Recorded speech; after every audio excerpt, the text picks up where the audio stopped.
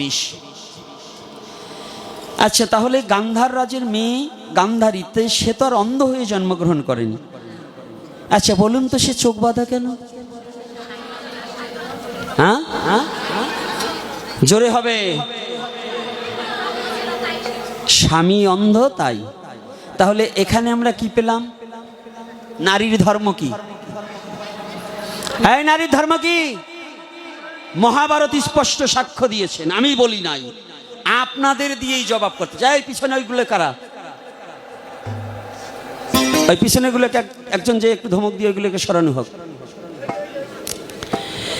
তাহলে গান্ধারী 7 পাল্লা কাপড় দিয়ে চোখ বেঁধে রাখলেন যে পৃথিবীর আলো আমার স্বামী দর্শন করেনি, আমি আজকে গোত্রন্তর হয়ে গেছি।